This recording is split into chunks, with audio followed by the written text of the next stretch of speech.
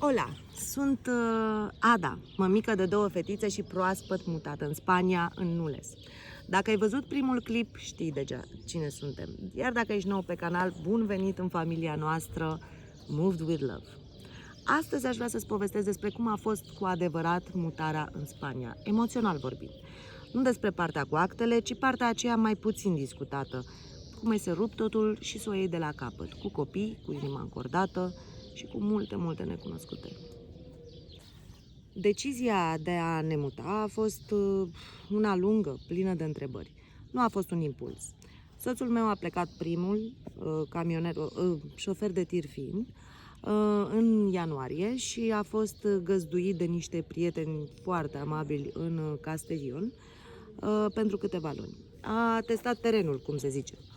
A fost o perioadă ciudată, cel puțin pentru toți. El departe, eu acasă cu fetele, fiecare pe un tărâm separat, dar legați de același vis, să fim împreună.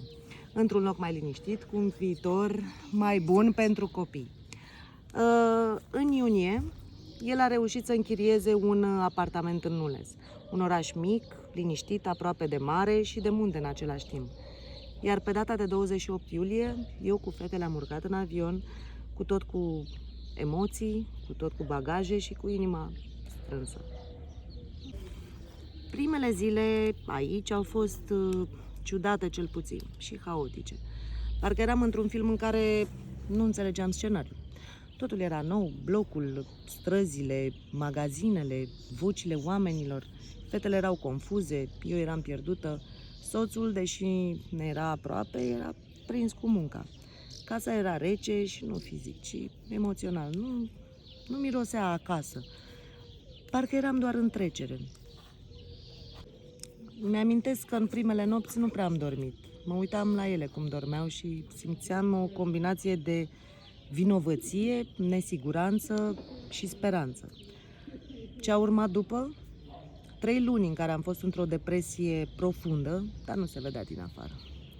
Zâmbeam, făceam micul dejun, plimbam fetele, mergeam la magazin, lucram în același timp pentru că eu sunt antrenoare de fitness și m-a ajutat foarte mult faptul că am continuat antrenamentele online cu clientele mele din România. Făceam tot ce trebuia să fac, dar în interior, recunosc, eram goală. Nu mă regăseam, nu știam cine sunt în noua mea viață, nu aveam prieteni, nu știam limba, nu aveam energie să încep nimic, pentru că mă simțeam de parcă eram nimeni într-un nimic. Sincer, au fost momente dese în care îmi spuneam ce am făcut, de ce am venit, de ce am renunțat la tot. Și după aceea mă uitam la ele, la fetele mele, și îmi dădeam seama că pentru ele am făcut aceste mutări. Ele mă țineau în viață, ele îmi dădeau motivul să mă ridic din pat. Și ușor am început să respir din nou. Așa. Bun. Mutarea într-o altă țară nu este doar despre acte și valize. Este despre un întreg reset emoțional. Dar știi ceva? A fost greu. Dar am crescut enorm în acele luni. Și o să-ți povestesc pas cu pas cum am ieșit la lumină în episoadele următoare. Ce pași am urmat, de ce a fost nevoie și de ce ai putea și tu avea nevoie. Dacă ai trecut printr-o mutare sau te gândești la asta, scrie-mi, te rog, în comentarii cum te-ai simțit în primele zile, ce te-a ajutat să mergi mai departe. Poate ai niște sfaturi și pentru mine. Aș vrea să fim acolo unii pentru alții. Și nu uita să te abonezi dacă vrei să vezi cum este adevărat viața de familie într-un colț de Spania, în colțișorul nostru din Spania, în Nules. Așadar, like, subscribe și besitos din España, mi amor!